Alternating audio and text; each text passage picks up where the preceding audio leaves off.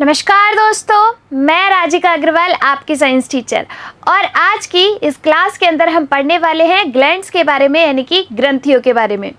ये जो ग्रंथियां हैं ये आपके शरीर में क्या कार्य करती हैं? तो ग्रंथियां जो है आपके एंजाइम या किसी हार्मोन का या फिर केमिकल जूस का रिलीज करती है, जो कि आपकी बॉडी को मेंटेन करने का कार्य करते हैं। अब ये जो आपकी ग्रंथियां होती है ये 3 टाइप की होती हैं। ग्रंथियों में पहला टाइप है आपका एक्सोक्राइन ग्लैंड, यानी कि बहिस्रावी ग्रंथि। दूसरा है एंडोक्राइन ग्लैंड, यानी कि आपकी अंतःस्रावी ग्रंथि। और तीसरा टाइप है आपका मिश्रित ग्रंथि, यानी कि मिक्स्ड ग्लैंड। सबसे पहले अपन बात करेंगे बहिस्रावी ग्रंथियों के बारे में, यानी कि एक्सोक्राइन ग्लैंड्स के बारे में। ये जो आपकी बहिस्रावी ग्रंथियां होती हैं, ये क्या करती हैं? किसी न किसी एंजाइम का या फिर किसी केमिकल जूस का रिलीज करती है। इन्हें अपन कहते हैं बहिस्रावी ग्रंथि। तो देखिए इधर ग्रंथियां आपके 3 टाइप की हो गई, एक्सोक्राइन, एंडोक्राइन और आपकी मिक्स्ड ग्लैंड। एक्सोक्राइन को अपन ने कहा बहिस्रावी ग्रंथि। ये क्या करेगी? किसी एंजाइम का या रस का स्रावण करेगी। अब आपको पता है कि ये जो आपके रस है या फिर एंजाइम है, इनको स्रावित होने के लिए डक्ट्स की रिक्वायरमेंट होगी, नलिकाओं की रिक्वायरमेंट होगी। फॉर एग्जाम्पल, जैसे आप रो रहे हो तो आंसू जो है आपकी बॉडी के बाहर ही आ रहे हैं। वो सिर्फ कहने की बात है कि मैं तुझे खून के आंसू रुला दूंगा। जो आपके आंसू है, क्या उसके लिए आपको ब्लड की रिक्वायरमेंट पड़ी? नहीं, इनके लिए आपको रिक्वायरमेंट होगी ओनली नलिकाओं की, यानी कि डक्ट्स की। तो ये जो है आपकी डक्ट्स के थ्रू बाहर खुलती है। जैसे आपकी अश्रु ग्रंथि है, आँख से आंसू बनाएगी। आपके कान में जो ग्लैंड प्रेजेंट है वो आपके वैक्स का निर्माण करेगी। आपकी बॉडी में पसीना आ रहा है तो ये भी आपके डक्ट्स के थ्रू बाहर की साइड ही रिलीज हो रहा है। तो ये जो आपकी स्वेट ग्लैंड्स है ये पसीने का निर्माण करेगी। फेस पे आपने देखा होगा कि थोड़ी देर बाद ऑयल आ जाता है, तो ये किस ग्रंथि का काम होता है, यानी कि कौन सी ग्रंथि इनको रिलीज करती है?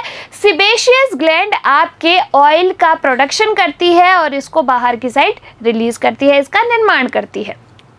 ठीक है, तो सबसे पहले अपन बात करेंगे एक्सोक्राइन ग्लैंड्स के बारे में। फिर अपनी आती है एंडोक्राइन ग्लैंड्स, जो कि क्या करेगी? किसी न किसी विशेष प्रकार का हार्मोन स्रावण करेगी। अब ये जो आपका हार्मोन है ये ब्लड के अंदर मिक्स होगा और आपकी बॉडी में सर्कुलेट होगा। जितने भी आप कार्य कर रहे हो, आपकी बॉडी के अंदर समन्वय का कार्य चल रहा है, तो ये आपके एंडोक्राइन ग्लैंड्स जो है इस कार्य को करती है, क्योंकि इनके द्वारा हार्मोन रिलीज होते हैं।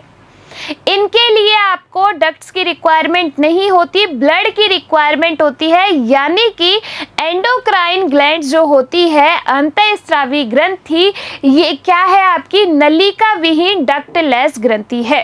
एएलपी के अंदर पूछा गया क्वेश्चन है आपका ये। फिर आपकी आती है मिक्स्ड ग्लैंड, यानी कि ऐसी ग्रंथि जो आपकी बहिस्रावी भी है, यानी कि किसी एंजाइम का रस का स्रावण करेगी, और आपकी अंतःस्रावी भी है, यानी किसी हार्मोन का स्रावण करेगी। उसे अपन कहेंगे मिक्स्ड ग्लैंड, यानी कि मिश्रित ग्रंथि। इसका एक एग्जाम्पल है आपका अग्नाशय ग्रंथि, और जो कि इतनी ज़्यादा इंपॉर्टेंट है। रेलवे के एनटीपीसी एग्जाम के अंदर इतनी बार ये आपका क्वेश्चन आ चुका है। चलिए स्टार्ट करते हैं। सबसे पहले अपन एक्सोक्राइन ग्लैंड से, यानी कि आपकी बहिस्रावी ग्रंथियों से। देखिए यहाँ पर ये एक बार मैं बता देती हूँ, ये आपकी अंतःस्रावी ग्रंथियां जो भी है उनके ये डायग्राम है।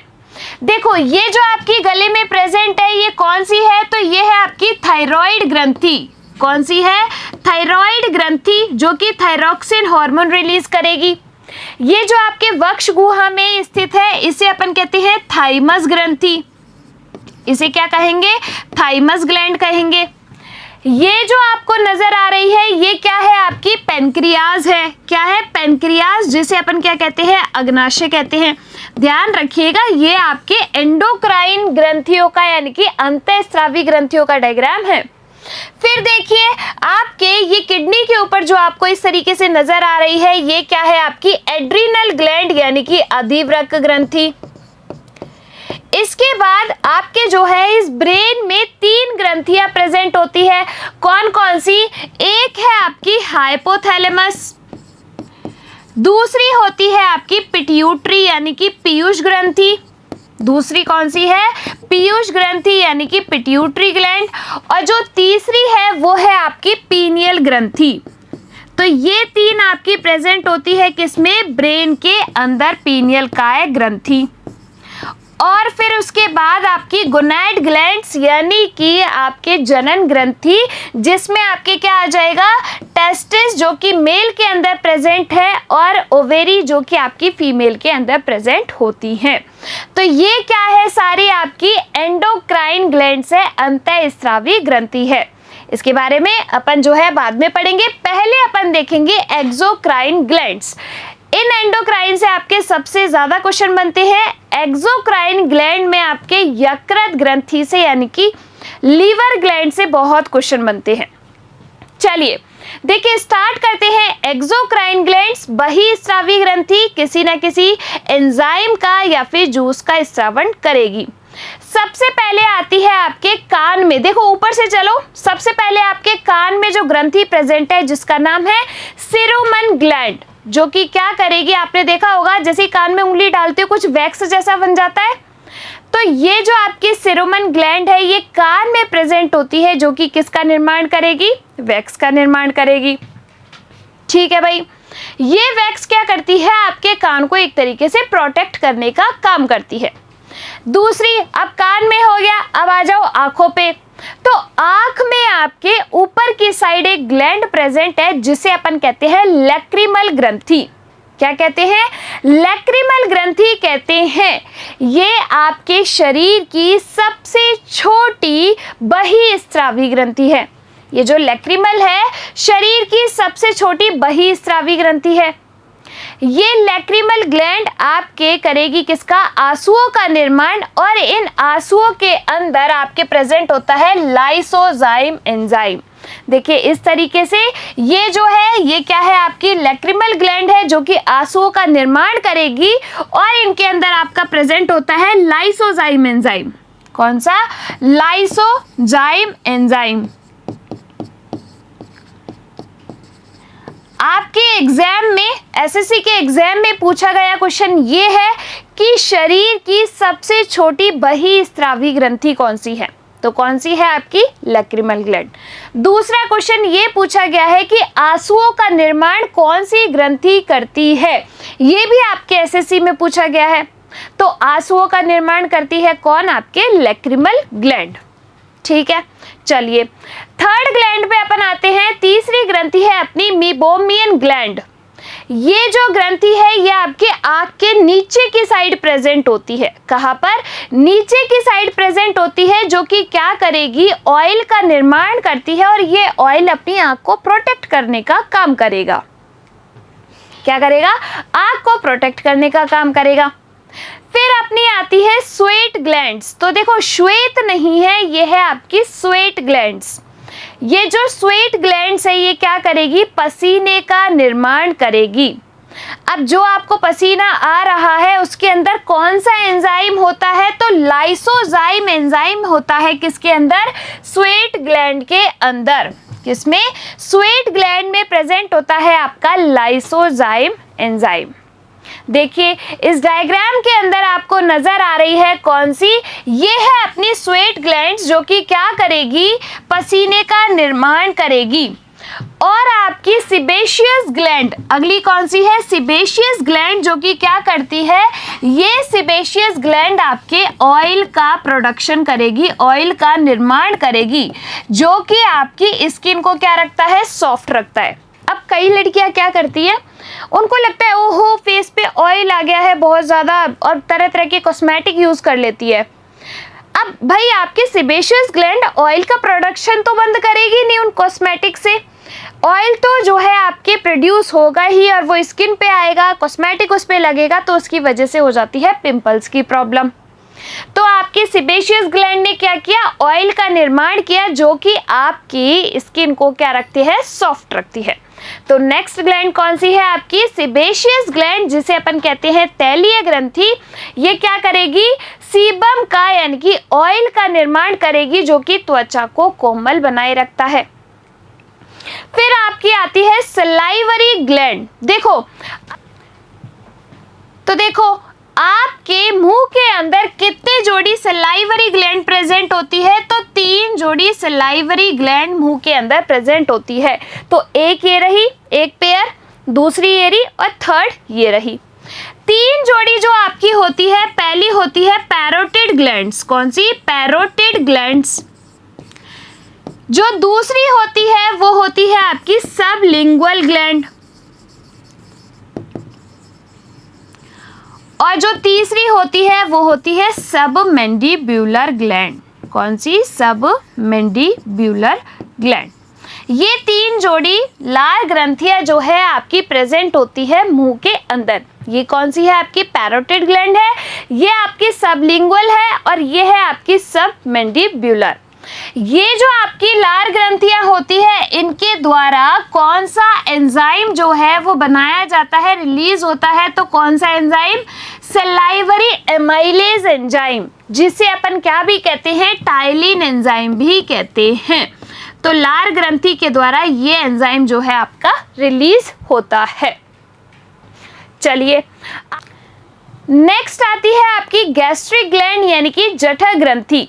ये जो जठर ग्रंथि होती है ये आपके पाचक एंजाइम रिलीज करती है।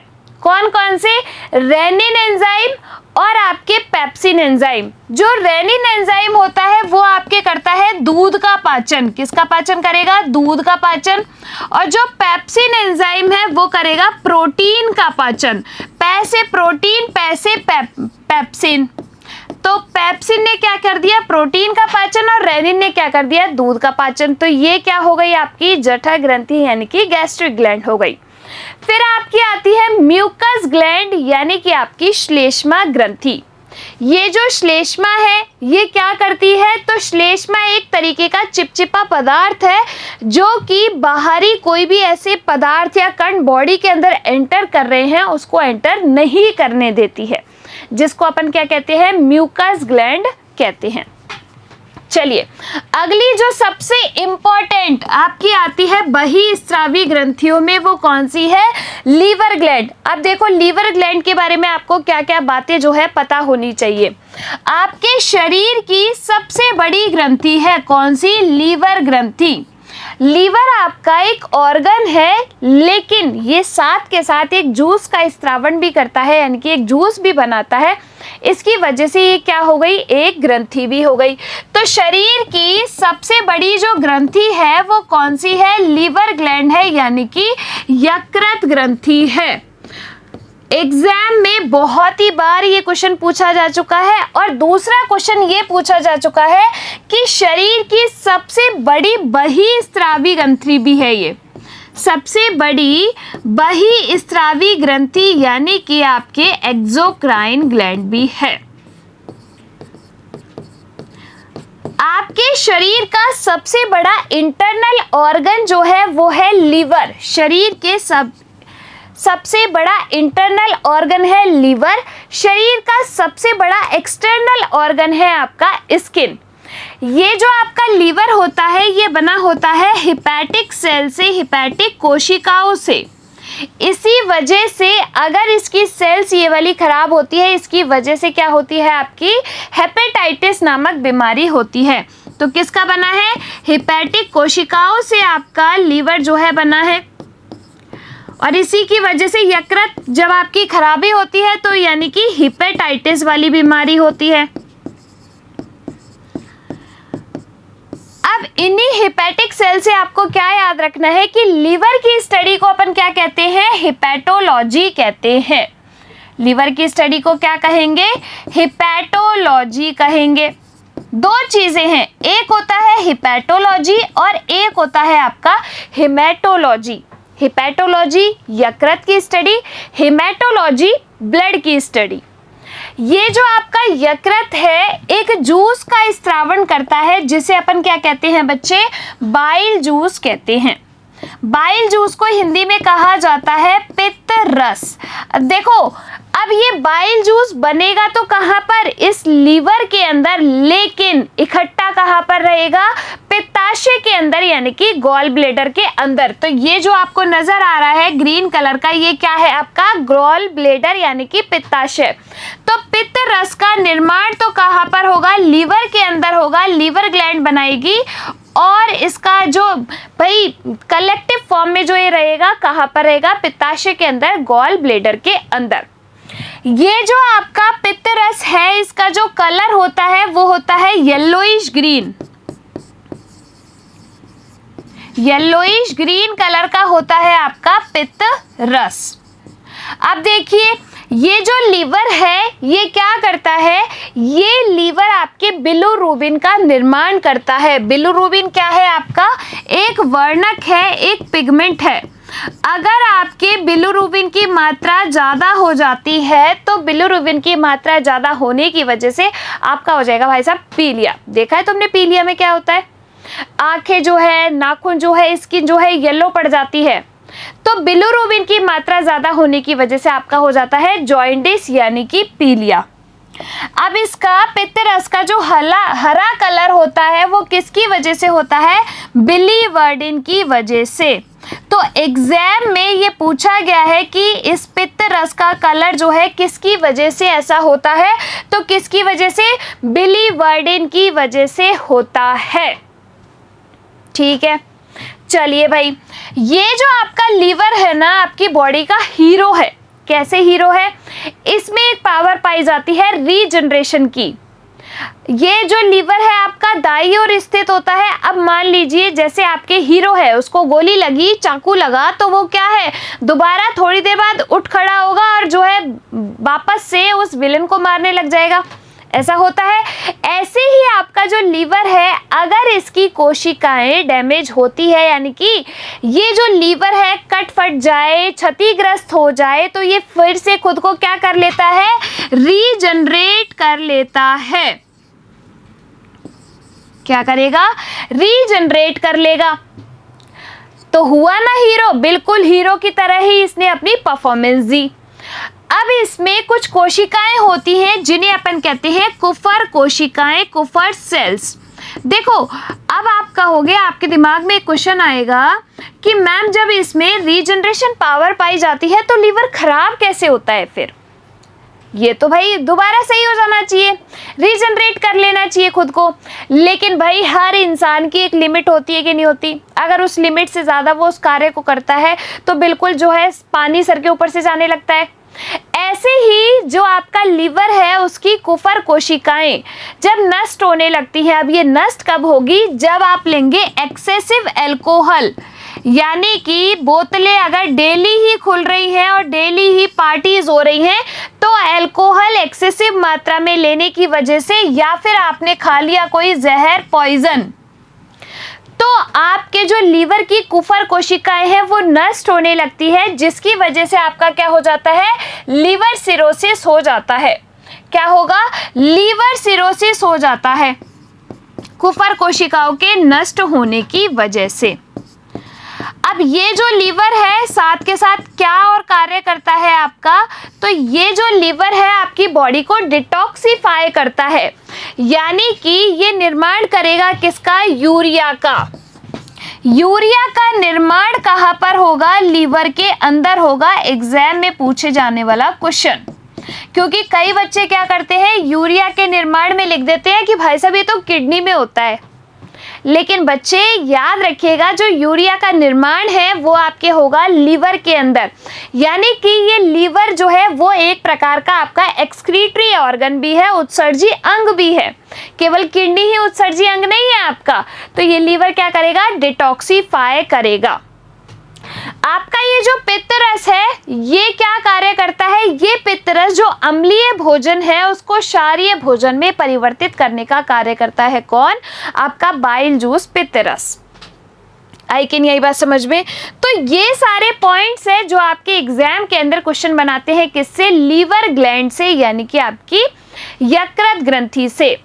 तो देखो भाई अब अपन देख लेते हैं क्या क्या पॉइंट्स है इसके। यकृत ग्रंथि यानी कि आपकी लीवर ग्लैंड हेपेटिक सेल्स की बनी होती है। इनके खराब होने से आपका क्या हो जाता है, हेपेटाइटिस हो जाता है।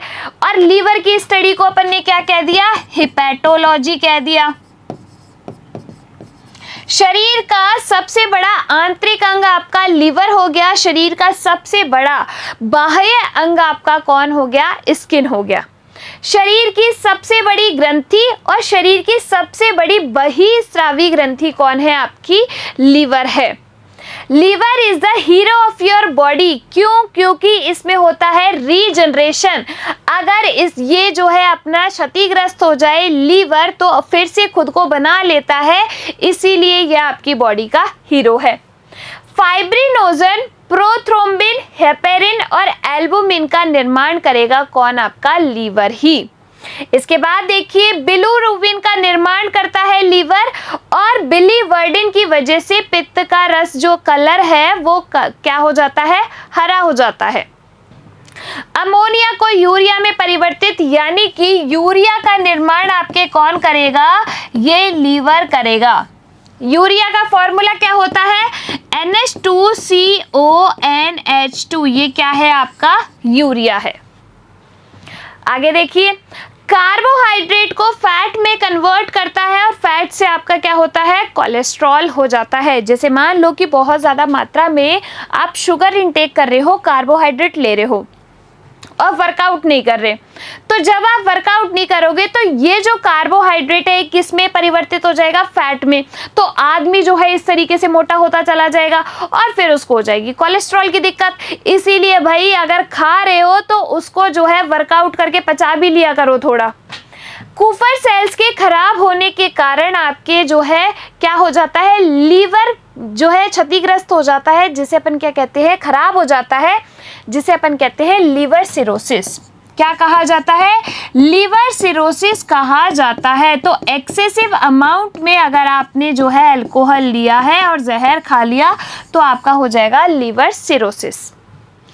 भ्रूण अवस्था के अंदर जो आपके आरबीसीज है उसका निर्माण होता है लीवर में, लेकिन हमारे अंदर यानी कि अडल्ट्स में आरबीसी का निर्माण जो होता है वो होता है कहाँ पर, अडल्ट्स के अंदर आरबीसी बनती है आपके बोन मैरो में, अस्थि मज्जा में। कहाँ पर, बोन मैरो यानी कि आपके अस्थि मज्जा के अंदर। तो याद रखिएगा इस चीज को।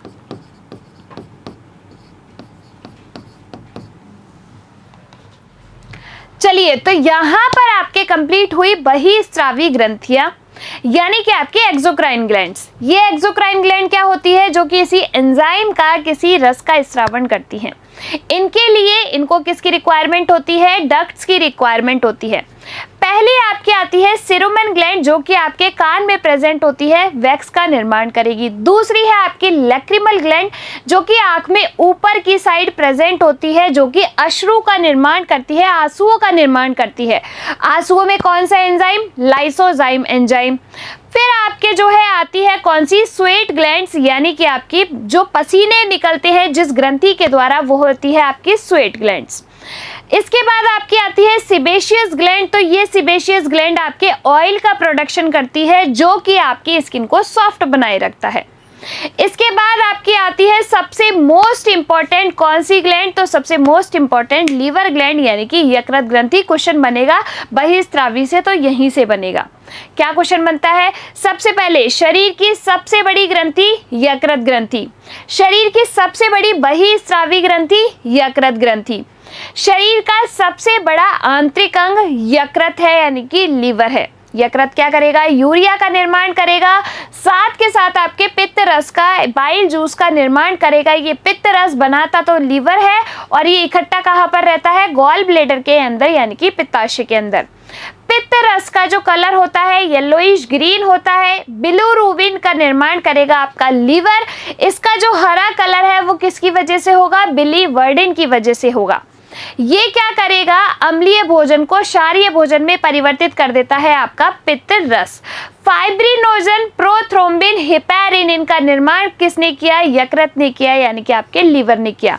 लीवर बना कौन सी सेल से है, हेपेटिक सेल से, और इसी हेपेटिक सेल्स अगर आपकी खराब होती है तो आपके क्या हो जाता है, हेपेटाइटिस, यानी कि हेपेटाइटिस है आपकी यकृत की बीमारी। इसकी स्टडी को क्या कहा जाता है, हिपैटोलॉजी कहा जाता है। इसमें एक और सेल्स होती है जिन्हें अपन कहते हैं कुफर कोशिकाएं।